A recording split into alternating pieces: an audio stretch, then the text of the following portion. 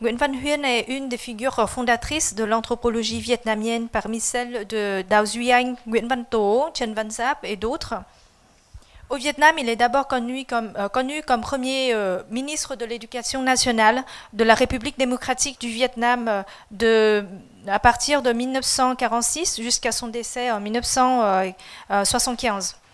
Ce n'est qu'à partir du colloque en 1993, à l'occasion de son 85e anniversaire, que les chercheurs vietnamiens ont découvert Nguyễn Văn Huyên, ethnologue.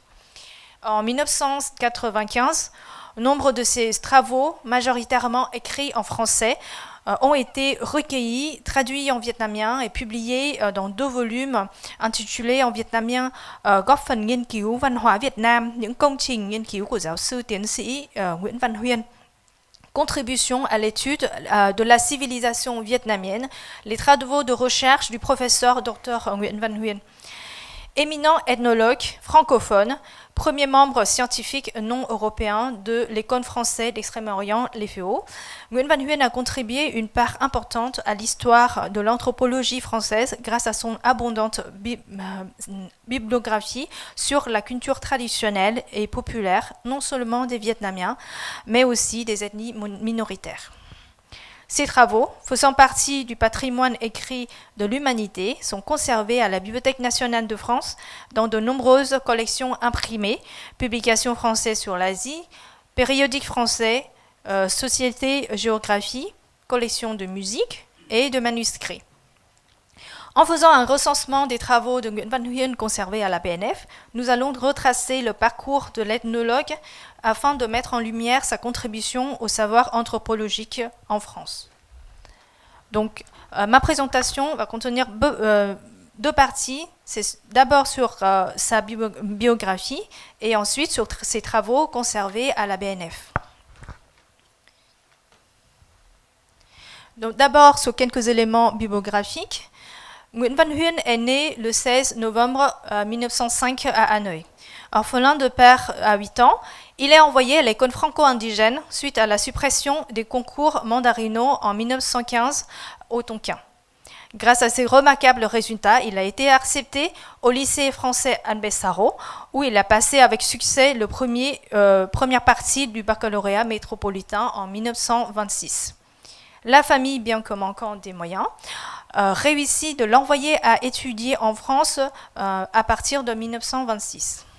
Et arrivé à Marseille en 1926, Nguyễn Văn Huyên et son frère Nguyễn Văn Hưởng sont accueillis par une ancienne connaissance de la famille qui les emmène ensuite à Montpellier.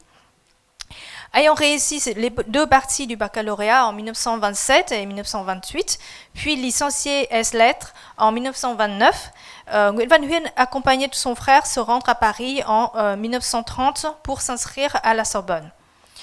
Au cours de sa licence en droit, il suit parallèlement les cours à la faculté de lettres et à l'Institut d'ethnologie et au Collège de France.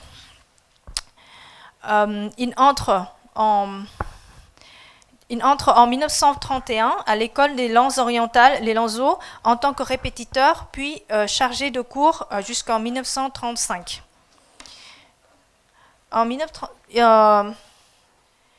1934, sous la direction de Jean Pseluski, Lucien Levrebus et Paul Boyer, Nguyễn Văn Huyên est le premier Vietnamien à soutenir à la Sorbonne sa thèse de doctorat intitulée Les champs internés des garçons et des filles en Annam, puis une thèse complémentaire, Introduction à l'étude de l'habitation sur pilotis en Asie du Sud-Est, avec la mention très honorable. Voilà, vous voyez, ici, c'est une page de couverture, bien sûr, que j'ai pris à partir des documents conservés à la BNF. Donc ces 2 travaux sont publiés chez Goettner à Paris en même année. Et concernant sa thèse principale, Chants internés des garçons et des filles en Annam, Nguyễn Văn Huyên n'a pas hésité à l'envoyer à Bonne Valérie, qui lui fait part de ses appréciations. Voici une citation que j'ai trouvée dans des archives familiales. dont la lettre j'ai trouvée dans les archives. Je cite. Je crois voir dans votre livre des exemples de formation de la poésie à l'état naissant. J'y trouve l'état de chant et de production par le chant et par le rythme. Et je pense à Ronsard qui composait en s'aidant d'un luth. Il me souvient aussi de moi-même qui ai entrepris divers poèmes à partir des figures rythmiques dont il m'arrivait d'être obsédé et qui déterminaient peu à peu des mots et finalement une idée. Tout ce que vous dites sur des symétries, des équilibres, des groupes m'intéresse au plus haut point. Et étonnamment, j'ai trouvé aussi une lettre de Nguyễn Văn Huyên envoyée, une lettre de réponse de Nguyễn Văn Huyên envoyée à Paul Valéry dans le fonds Paul Valéry à la BNF. Donc, il s'est exprimé, il a répondu avec enthousiasme. Votre bienveillante critique me donne l'impression que j'ai pu ainsi apporter dans les champs internés à l'étude de la poésie quelques preuves prises dans les vers anamites. Le jeune docteur demande ensuite à Paul Valéry d'écrire quelques lignes dans les nouvelles littéraires ou dans la nouvelle revue française qu'il lit, je cite, qu'il lit régulièrement. Et le 9 mai 1936, on voit que les nouvelles littéraires ont consacré 2 colonnes à la critique par Joseph Triard de la thèse de Nguyễn Văn Huyên. Si jointe une capture d'écran de cet article, je cite. Notre connaissance de l'âme anamite s'éclaire peu à peu aux sources même de la vie locale et du folklore. Nous y découvrons un accent d'une saveur particulière à mesure que la linguistique et l'étude de la littérature indigène enrichissent les données de la géographie humaine. Une race paysanne que nous imaginions d'abord dénuée d'idéal, absorbée par les soins quotidiens, prosaïquement courbée vers le sol lumineux des rizières, se révèle émotive, éducable, éprise de musique et de poésie. Fin de citation. L'obtention du doctorat ès-lettres par un anamite l'impressionne moins que sa découverte inédite de la culture vietnamienne à travers la thèse de Nguyễn Văn Huyên. Par la recherche approfondie sur les rythmes durant des fêtes, les instruments musicaux et surtout la formation des vers chantés, Nguyễn Văn Huyên remet en question les projections réductrices que des Français avaient sur le peuple vietnamien comme je cite, une race paysanne dénuée d'idéal. Fin de citation. Et leur révèle l'âme vietnamienne raffinée à travers les chants internés et sa capacité intellectuelle à travers la réussite de l'auteur lui-même. Sa thèse complémentaire, Introduction à l'étude de l'habitation sur pilotis dans l'Asie du Sud-Est, obtient quant à elle la médaille de vermeil du prix Francis Garnier de la Société de géographie. Le rapporteur Henri Froidevaux, historien, professeur au Collège de France et aussi directeur de la bibliothèque de la Société de géographie, est convaincu par le sérieux travail documentaire basé sur des collections des musées de Paris, des Pays-Bas, de Rome, mais fondé aussi sur des récits de voyage, des enquêtes sur questionnaires. Aussi, il qualifie, je cite, les conclusions de l'étude très scientifiquement menée, très précise, très instructive et aussi fort bien illustrée. En 1935, Nguyễn Văn Huyên décida de retourner au Vietnam. Il enseigne l'histoire et de la géographie au lycée du protectorat à Hanoï jusqu'en 1938. En 1939, il est nommé membre temporaire, puis membre permanent à partir de 1940. Durant ses activités à l'EFEO, Nguyễn Văn Huyên se consacre aux études vietnamiennes en livrant des conférences au musée Louis Finot, qui est aujourd'hui Musée national d'histoire du Vietnam, et en publiant de nombreux articles dans le bulletin de l'EFEO. Suite à l'arrêté du 5 mai 1942, le lycée de Hanoï et de Hue de Saigon intègre les cours de la civilisation, de l'histoire et de la littérature chinoise et vietnamienne.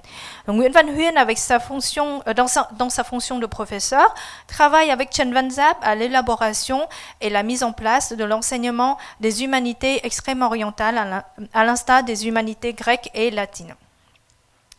En 1944, il publie l'ouvrage La civilisation annamite. Bien que destinée aux lycéens, cette première monographie en français sur la culture vietnamienne devient une référence incontournable pour la recherche sur la culture et la société vietnamienne de l'époque ancienne jusqu'à la colonisation française. Nguyễn Văn Huyên est également présent au conseil d'administration de l'AFIMA, l'association de la formation intellectuelle et morale des Annamites, qui milite pour la diffusion du cours ngữ. Il collabore avec de nombreuses revues fondées par les intellectuels vietnamiens tels que Thanh Nghị Ouest. Après la révolution 1945, il entre dans le gouvernement de Ho Chi Minh en assurant les responsabilités de directeur du service de l'enseignement universitaire en vietnamien Giám đốc Đại học vụ. Il est ministre de l'Éducation nationale de la République démocratique du Vietnam qu'il assurera pendant 29 ans jusqu'à son décès. En tant que ministre, il promeut l'alphabétisation de la population, organise la scolarisation des enfants, la formation des enseignants durant la résistance. Nguyễn Văn Huyên accorde beaucoup d'importance à l'éducation nationale, mais aussi aux ethnies minoritaires, à l'enseignement des sciences sociales en vue de renforcer le patriotisme dans la population. En 2000, l'État vietnamien lui a décerné le prix Ho Chi Minh pour sa recherche en sciences sociales et humaines. Aujourd'hui, le musée national d'ethnographie se trouve dans la rue portant son nom. En 2014, Nguyễn Văn Huyên le musée Nguyễn Văn Huyên situé dans son village natal Lai Xá, district Hoài Đức, Hà Nội, est ouvert au public. Fondé par ses descendants et dirigé par son fils, l'ethnologue Nguyễn Văn Huy, le musée expose plus de 400 objets, photos, manuscrits et des correspondances des personnalités de son époque. En ce qui concerne ses travaux scientifiques conservés à la BNF, il faut noter que l'ensemble de l'œuvre scientifique de Nguyễn Văn Huyên comprend ces deux thèses, les publications dans le bulletin de l'EFEO et en dehors de l'école, les conférences et les communications essentiellement au musée Louis Finot, au sein de l'Institut indo-chinois pour l'étude de l'homme, mais aussi les articles de presse. Les rapports d'enquête et les textes manuscrits non publiés sont essentiellement conservés dans les archives de sa famille au Vietnam. À l'exception de ces deux thèses parues à Paris, ses travaux réalisés dans le cadre de sa fonction à l'EFEO sont tous publiés à Hanoï. Ils font alors l'objet du dépôt légal d'Indochine. Le cachet que vous voyez sur l'écran, que j'ai entouré, en font preuve. Cependant, ces documents ne font pas partie du fonds indo-chinois conservé au département de littérature et art, car ils sont essentiellement écrits en français, tandis que le fonds indo-chinois comporte uniquement les publications en langue vernaculaire, notamment en vietnamien. Aucun catalogue n'a jamais été dressé qui regroupait tout l'ensemble des publications françaises en Indochine. Celles-ci se trouvent dispersées dans le cadre de l'ancien système de classification qui, depuis la fin du XVIIe siècle, désigne par les lettres de l'alphabet les grandes divisions par sujet dans lesquelles les ouvrages sont intégrés. Donc, les textes de Nguyễn Văn Huyên sont alors classés sous la lettre obis, conservée au département Philosophie, Histoire et Sciences de l'Homme. Donc la lettre obis correspond à l'histoire de l'Asie, dont la sous-division obis L concerne exclusivement l'histoire des pays de l'Asie du Sud-Est péninsulaire. Notamment les cahiers de l'EFEO, dans lesquels est paru l'ensemble des résumés des interventions de Nguyễn Văn Huyên au musée Louis Finot de 1937 jusqu'à 1944 se trouve sous la cote Octavo Obis 1496. Les publications de ces travaux de thèse sont aussi considérées comme ouvrages de référence sur l'histoire de l'Asie avec les cotes Octavo Obis 1394, sous-cote 3 et sous-cote 4. À propos des connaissances spécifiques sur le Vietnam en tant qu'une partie de l'Asie du Sud-Est, sa monographie Le culte des immortels en Annam, préfacée par Georges Coedes, est classée sous la cote Obis L. Plus précisément, côté INSEE Obis L 1085. Nombre de ces communications à l'Institut indo-chinois pour l'étude de l'homme sont publiées en fascicules et ont également été classées, titre par titre, sous la lettre Obis L. De même pour d'autres articles publiés par les FEO. Par ailleurs, on voit d'autres études publiées par Nguyễn Văn Huyên qui sont aujourd'hui conservées au département des cartes et plantes dans les collections de la Société de géographie. Les travaux de Nguyễn Văn Huyên, en faisant partie, contribuent à enrichir une précieuse source documentaire sur l'histoire des civilisations asiatiques et à apporter au monde occidental des connaissances méthodiquement exposées du point de vue d'un scientifique natif. Nous pouvons alors citer, par exemple, l'introduction à l'étude de l'habitation sur Piloty dans l'Asie du Sud-Est, sa thèse complémentaire, côté Octavo SG 8807 sous code 4, ou bien encore recueil des chants de mariage Thô de Lạng et Cao Bằng, précédé d'une introduction à l'étude du Chữ Nôm Thô, quarto SG PRU 793 sous code 5. Ensuite, la division orientale du département des manuscrits est connue pour ses riches collections sur les cultures gréco-latines en plus de 100 langues et sur des supports très variés. À ce fonds patrimonial s'ajoutent les collections documentaires composées de 100 000 volumes imprimés, monographies, périodiques et facsimilés concernant les aires culturelles de l'Orient ancien. Une dizaine de textes de Nguyễn Văn Huyên se trouvent dans ce département grâce à leur valeur révérentielle pour les études de la culture vietnamienne ancienne jusqu'à la naissance de l'imprimerie en Indochine et du Quốc ngữ. Citons par exemple sa thèse principale, ou bien encore quelques extraits du cahier de l'FEO, dont un seul exemplaire est conservé au manuscrit, par exemple les chants et danses d'Ai Lao aux fêtes de Phu Dong, Bắc Ninh, ou bien le peuplement et l'habitation dans la province de Lạng Sơn. De nombreux travaux de Nguyễn Văn Huyên sont conservés en plusieurs exemplaires dans différents départements de la BNF en raison de leur caractère encyclopédique. Plus qu'un ethnologue, Nguyễn Văn Huyên offre aux lecteurs des informations riches et précises sur la philologie et la musicologie à travers des chants, sur l'architecture à travers les études sur l'habitation, sur l'histoire des religions à travers les fêtes et les génies tutélaires. La BNF possède notamment 7 exemplaires de sa thèse publiée chez Gärtner, consultables au département des sciences et techniques, au département de la musique, à la bibliothèque de l'Arsenal, au département de littérature et art pour la lecture de jeunesse, au département de la philosophie, histoire et sciences de l'homme, ou encore 2 exemplaires au département des manuscrits. Ces 2 documents ont... Alors, en ce qui concerne les documents numérisés, seuls 2 documents sont numérisés, disponibles sur le site Gallica. Il s'agit des les 2 thèses de l'ethnologue. Et ces documents sont consultables uniquement dans les murs de la BNF, ou bien on appelle les Gallica intramuros. En 2019, à la construction de la Bibliothèque des Flamboyants, la bibliothèque bilingue franco-vietnamienne dans la collection numérique Patrimoine partagé, la Bibliothèque nationale du Vietnam a contribué avec plus de 1500 ouvrages numérisés en tant que partenaire principal du projet.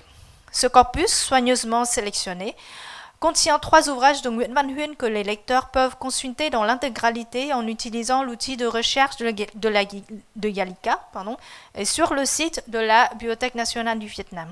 Il s'agit donc les problèmes de la paysannerie annamite au Tonkin, histoire de la fondation d'une commune annamite au Tonkin et les chants et les danses d'Aïla au fait de Phu-Dong.